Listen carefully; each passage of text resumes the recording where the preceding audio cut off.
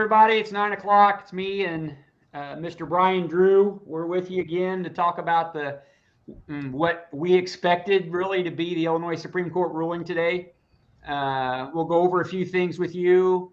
But in starting, I want to read something to you that I think is interesting, and I think then Brian will have a few comments about that. So after this ruling come out today, you've got, and just so you guys are aware, I had to have a medical procedure. So I have a doctor's prescribed a little bit of medication in me right now. So if I get colorful, I apologize. I don't think it takes medication for you to get colorful. It doesn't take medication, but it's going to make it extraordinary because I'm pissed off. Yeah, and rightfully so. To go. So anyway, so this little bum, Dan Caulkins, I'm just going to go right out at it. He's a bum. I have more disdain for him than I do Governor Pritzker, because at least Governor Pritzker would come right out and say, this is what I believe and I'm going to fight for. You got a bum grandstander like Caulkins who has probably harmed every law-abiding gun owner in this state. But he put a Facebook post out today, you guys. He put a Facebook post out.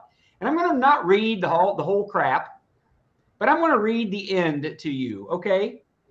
We know that other state court challenges are proceeding.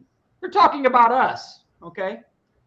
And we trust that our charge illuminates issues to improve their challenge to this unconstitutional legislation. We trust that our charge will improve their challenge. Now, Mr. Drew, I'd like you to opine on that because I think you'll do it better than I will. Well, I mean, initially you were very clear. You said, hey, well, they took your complaint, copied it and pasted it, and then used it. And then you asked them, hey, wait, let's all go together. You guys can lead. You guys can be out front if you want. Let's all wait, go together. Let's get some facts. So that if we have facts about how people are similarly situated, because if you don't, you're going to be purely on a facial claim and you're going to have zero facts, zero evidence to show that you're similarly situated. And you run the risk of the Supreme Court throwing you out for that reason alone.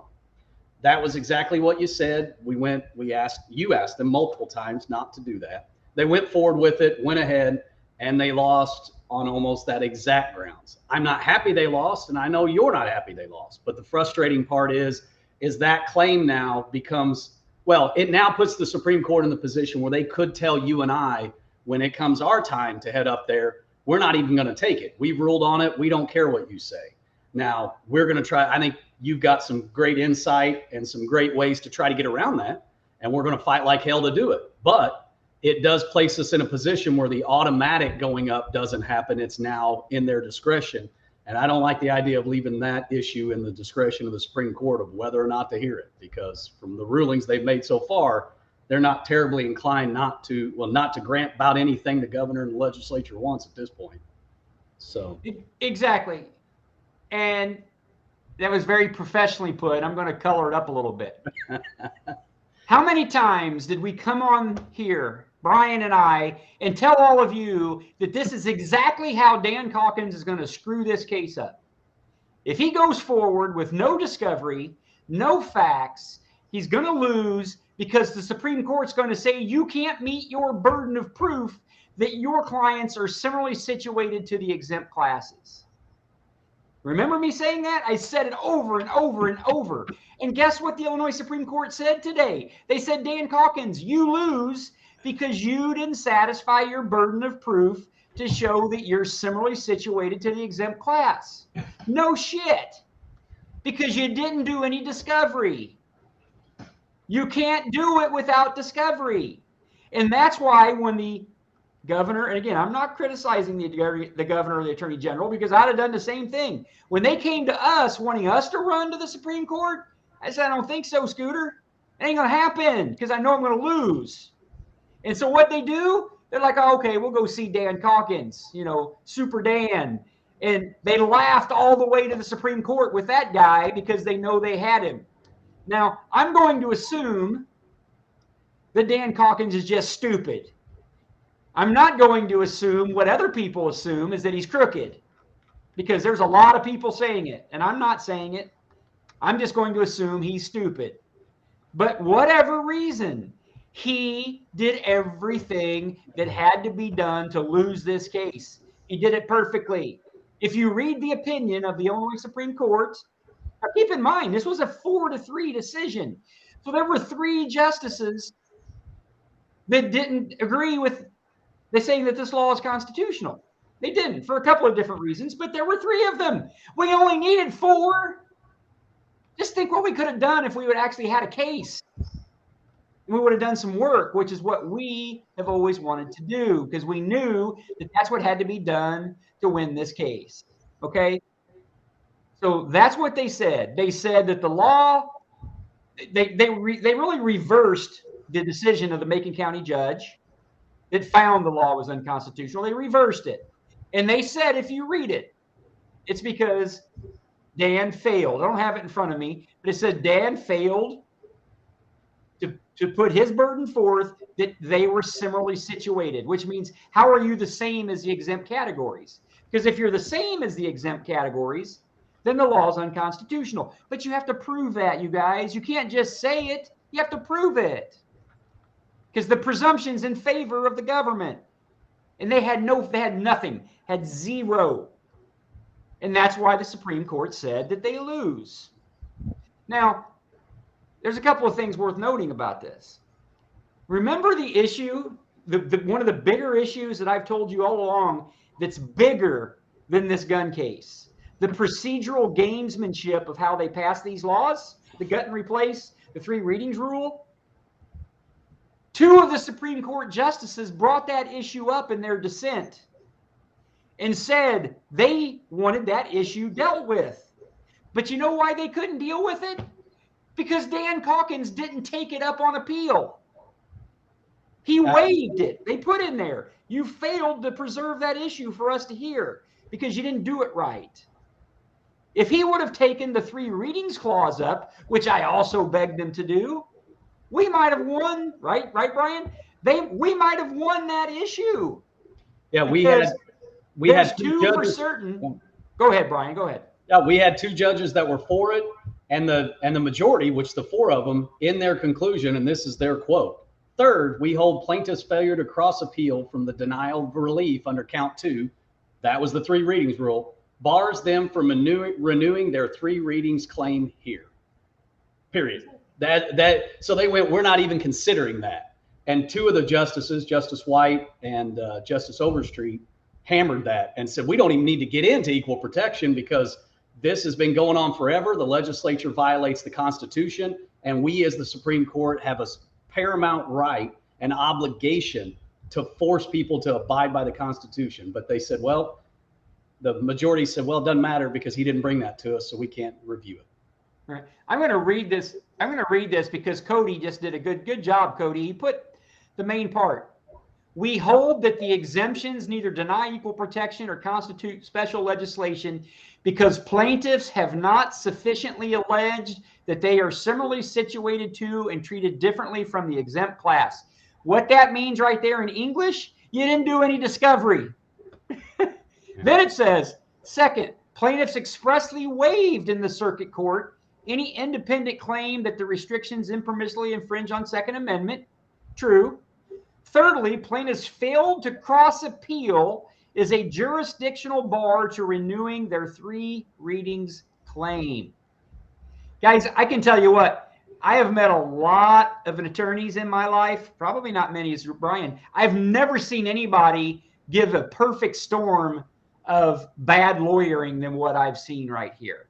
Nothing was done right. And it all was a result of rushing it way too fast, playing right into what the governor wanted, right into what the attorney general wanted. Okay? So we can't beat that horse anymore to death, other than I personally hope that Dan Caulkins moves out of the state of Illinois, and he ought to resign from the General Assembly tomorrow, in my humble opinion as a citizen of this state, because he's incompetent and he doesn't deserve to serve the people of the state of Illinois for another second. That's how bad it is, in my opinion. So the TRO that we have in this case is still in place. The only time that that TRO would go away is if the Supreme Court would have done something about it, which they didn't for a lot of reasons, or if, two, the judge in our case dissolves it or takes it back. That's not been done yet. I highly expect that the Attorney General's office is going to file something next week and ask that that be dissolved. We've got a few ideas of how to deal with that. I don't know if they're going to work, but I can tell you that it's coming. So there could be a chance in the near future that the TRO gets dissolved. Okay, I can't say yes, I can't say no. I can tell you that until a judge enters an order, that it's not gone. Okay. And so all of these Sunday lawyers out here talking about it, and there were even a few reporters, with all due respect, go, oh, the TRO is gone. It's like, how? It doesn't. You don't just wave a magic wand and make it go away. Some court has to dissolve it, and as of yet, no court has dissolved it. What likely they're also going to ask for is they're going to ask that our case be dismissed. That's what they've always wanted. They've always wanted our case dismissed because they know that we have the plan to take this case and take this law out, right? I can't tell you with 100% certainty we'd win, but I can tell you if Dan and his shitty case got a 4-3 decision, we only need one more justice to swing our way. And I tell you what, I think we could have got him to swing our way when we would have done what we're doing. Let me give you an example. Who is similarly situated, right? The exempt category and the citizens, you of the state. How are you similarly situated? Because if you can show you're like them, then they can't carve you out. Let's talk about, and I've told you this before, let's talk about prison wardens. Brian, go ahead and read that part that you were reading to me about the law enforcement, the prison wardens. Listen to this, you guys. Oh, yeah. So they were going through talking about all the training law enforcement has because they have those 7 exemptions, and they were going through them all. And they're talking about all the law enforcement agencies, officers, and then they also talk about armed services, National Guard, and then they come to this exemption with them. And it says, finally, the exemption applies to wardens, superintendents, and keepers of prisons, penitentiaries, and jails. That's it. Don't explain how they're trained, doesn't explain how they should be exempted out, doesn't say anything about them, just glosses right on over that. And the reason they gloss over it, in our opinion, is clear. There was nothing in the record or evidence to show that they weren't trained, and there's nothing in the record that they are to be trained other than the governor and the attorney general said, oh, well, they're trained. And so the Supreme Court just assumed that they are because there was absolutely no other facts presented to them, which is the frustrating part again of why you don't rush this thing up there without the discovery, because that I think that's the Supreme Court recognizing that's an issue. But fortunately for them, Caulkins didn't, and his counsel didn't present any evidence at all on that. And it wouldn't have been, we even tried to get them to put some affidavits together, do something. We tried to help them, which is even more frustrating, but because we want this to win for all the people of Illinois. And that's the frustrating part.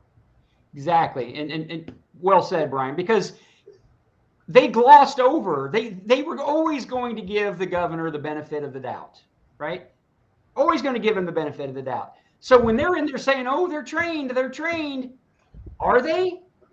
No, because of the 27 prison wardens that are existing in this state, only 12 of them have any training whatsoever with a weapon. 15 people who are prison wardens in this state have no firearms training of record. So if they're just a prison warden with a FOID card with no firearms training, are they similarly situated to you as a citizen with a FOID card? You're damn right. You're in the exact same spot. Guess what? If those facts are in front of the Supreme Court, we likely have won, because you are similarly situated to some of the exempt classes. You don't have to be similarly situated to all of them. You don't have to be the same as a Navy SEAL or a sniper for the Cook County, task force. You just have to find people within their exempt categories that you're just like them. Guess what? There's a bunch of prison wardens. You're just like them. But no, they were too lazy to do that work to put that in place and show the court that you were similarly situated. So if we get the chance, if we can survive this disaster of Caulkins, we're going to try to build the case that puts this back in front of the Supreme Court and lays it all out. The reality that you have to understand and appreciate, they've now ruled in favor of the state on this gun case issue.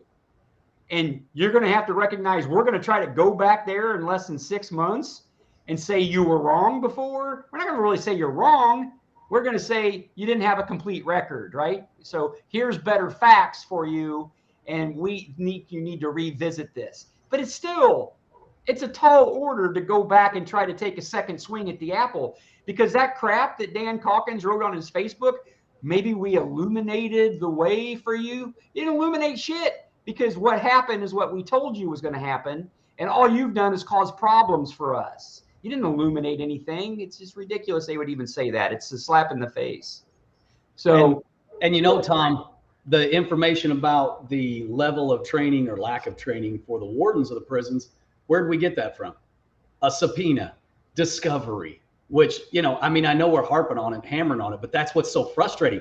It wasn't even like it was hard to find. You sent the subpoena out specifically asking for those things because we knew we needed it, and we got it back. It wouldn't have taken them. It didn't take us very long to get that. And that's what's, intentionally frustrating about the whole thing. And now, did you, we could talk a little bit about, one of the angles, which was the Supreme Court Democrat elected. Yeah, you want to talk about that? Yeah, Justice O'Brien, he dissented. Democrat, wrote that dissent that Justice O'Brien wrote was one of the best dissents I've read in a long time. And you pull it up, Brian? Yeah, I got it right here. What he says in a nutshell, you guys, is because here's one of the things where the Supreme Court, again, always going to give Governor Pritzker the benefit of the doubt. Just live with it. Is when you're dealing with equal protection, you have to say first, what is the legislative purpose of this law? That's a two-step process. What's the legislative purpose? And then you can look at the people, the citizens like us, and then the exempt categories to say, are we similarly situated? You can't do that unless you know the legislative purpose. Guess what? There's no legislative purpose written anywhere in the record of the legislature because they gut and replace this thing in 2 damn days. But the court, and I don't know, it almost like it pulled a rabbit out of the hat, said that reducing the amount of these types of weapons off the street is the legislative purpose. I disagree with them, but let's take what they said for face value, that getting the guns off the street is the purpose of the law. Then they say, okay, these exempt categories are different than the citizens because they're well trained. And Justice O'Brien very eloquently said, what the hell does training have to do with getting guns off the street? It doesn't make any sense. It's irrational. And you know what? The majority opinion doesn't even touch on that. They don't even try to reconcile that their legislative purpose and their categorization of training, they don't make any sense. And that's how I saw it, Brian. Go ahead. Oh, no, that's exactly what it is. And because the classifications, these people they've exempted out who get to keep these type of weapons where everyone else can't, has to be related to the purpose of the actual statute. And you're exactly right. The Supreme Court made up a reason, and that was to reduce the number of assault weapons in circulation because they are often used in mass shootings. Now, O'Brien's dissent says, I'm not going to argue. We're not going to get into that, although he cites that it's actually not the case. But he says that doesn't even matter, even though that's not true. But he clearly says the classifications have to further the legislative purpose of reducing the number of assault weapons. I find that they do not and will not reasonably remedy the evils the legislation was designed to combat. He says, look, 60% of the weapons used in crimes in Illinois come from out of the state. No one from outside of the state has to stop manufacturing them. No one's prohibited from driving through the state with them. Technically it would be illegal to bring one in the state if you're an Illinois resident. But like he said, 60% of the weapons come from outside the state. Nothing in this legislation is going to stop it. And the worst part is the governor and the legislature got together because they want to make it look like they're doing something. They want to make it look like they're making people safer. And the worst part is they're telling people you're going to be safer because of this, when in actuality, it was all fake. They're not going to stop anything here. This doesn't stop anything. They took away people's constitutional rights so that they could look good on the net. And I think particularly because J.B. Pritzker wants to look good and be good on the national stage because he has this pipe dream that he might get to run for president. And if he can do this, he'll be the liberal dream because he stopped guns when he hasn't stopped a damn thing. And he can't stop anything here in the state of Illinois. And it's just, just the reasoning behind it. And Justice O'Brien's clear. I mean, it just doesn't relate to it. And he told him straight out. So that's, fortunately for us, I think that might get a foot in the door to get us back in there when we have the actual evidence to show that even if we want to go with the majority's statements that, oh, these rationally related, which they aren't, that, several of these people aren't trained any more than you or I. Right. Actually, you're probably more trained than them. You've been through real training. So I'm a certified firearm safety instructor for children in the state of Illinois. Is he still here? Yeah, look.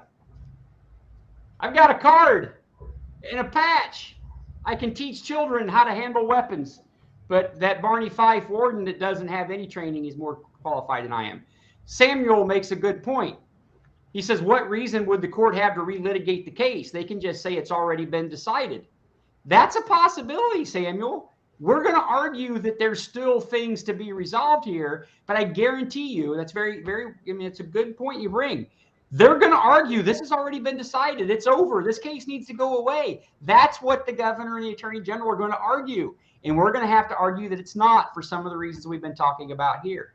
And somebody down there said, well, we're talking about this online. Are they going to see it? These attorneys aren't stupid, you guys. They know exactly what Brian's thinking. They know exactly what I'm thinking. They know I know what they're thinking. There's no secrets when you're dealing with this stuff at this level, unless you're the attorney general's lawyers dealing with Caulkins as his lawyer, because they just bamboozled them. One of the things I wanted to correct, and I don't know if I'd ever told you that actually, Brian, but those records that we have on the prison wardens, we never got the return from a subpoena. They denied that again? Because they never answered our subpoena. We got them because Kirk Allen from the Edgar County Watchdogs actually FOIA'd them.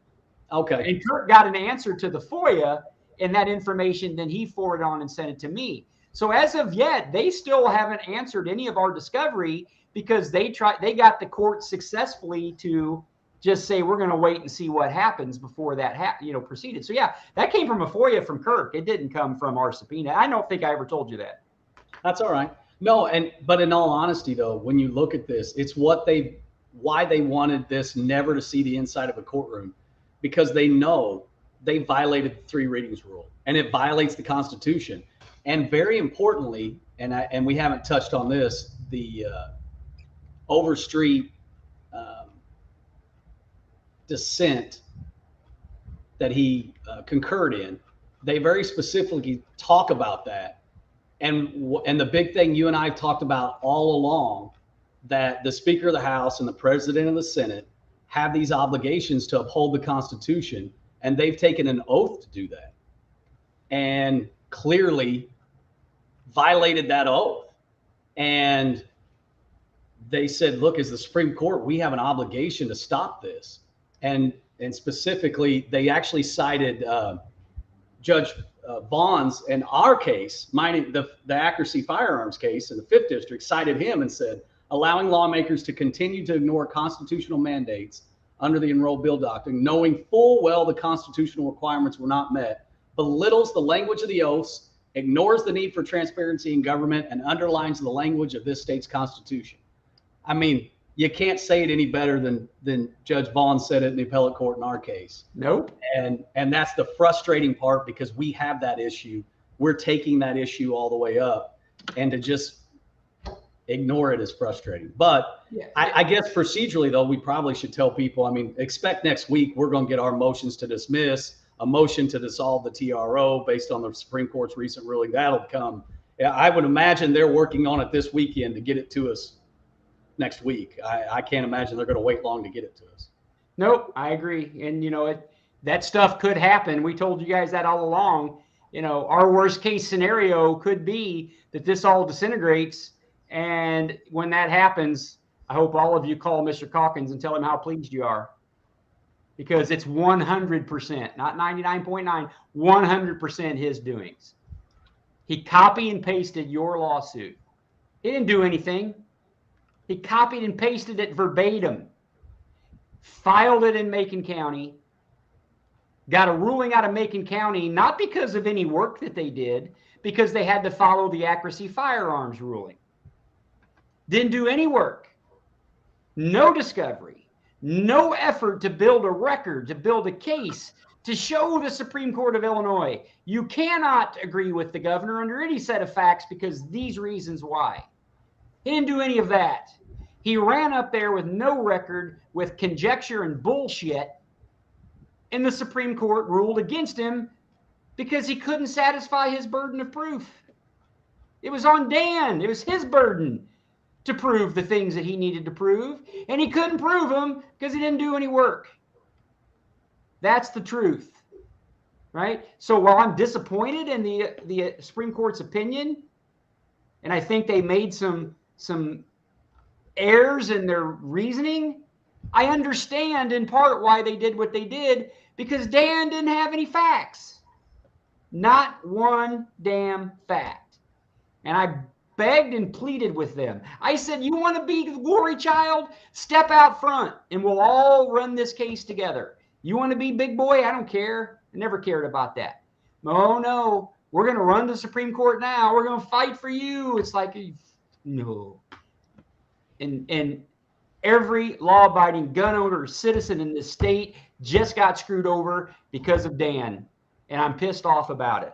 And I'm going to do it. Brian and I are going to do everything we can to try to preserve what left we have of this fight in the state court. Because keep in mind, we still got the federal case, you know, the cases that are going on. So that's still separate. But in the state court cases, we're going to do everything in our power to keep these issues alive and try to get back in front of the Supreme Court with a real case.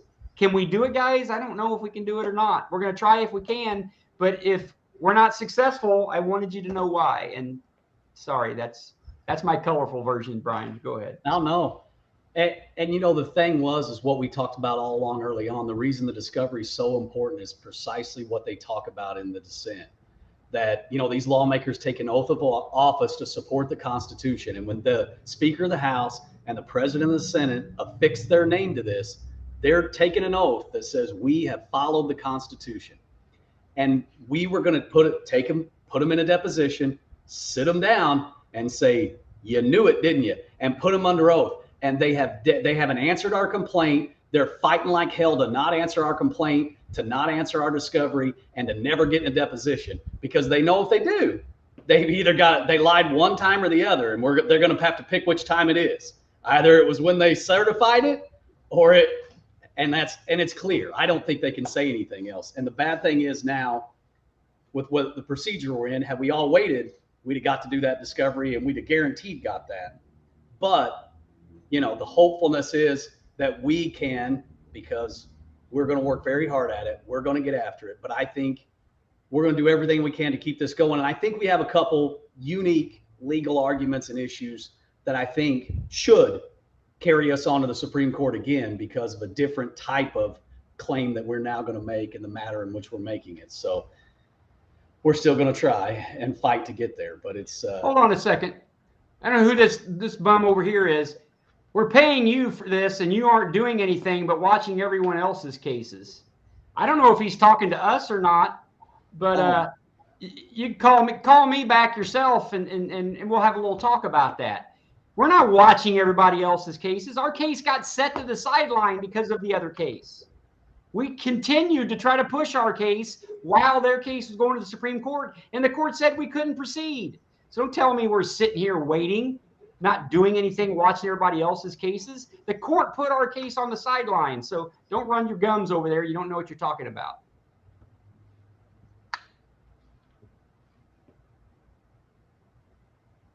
So we got anything else? You think that covers it? I think that's where we're at. And, you know, I guess as soon as they give us any pleadings and then once we get procedurally in a different spot, I guess you can come back and keep everybody apprised of where we are. Yep. But the TRO, our TRO is still in effect, just as a final clear thing. It's still in effect, correct? I mean, nothing's changed there. I haven't seen anything. Yep. All right, guys. It's 9:30. Have a good night, and we'll be back when it's time, okay?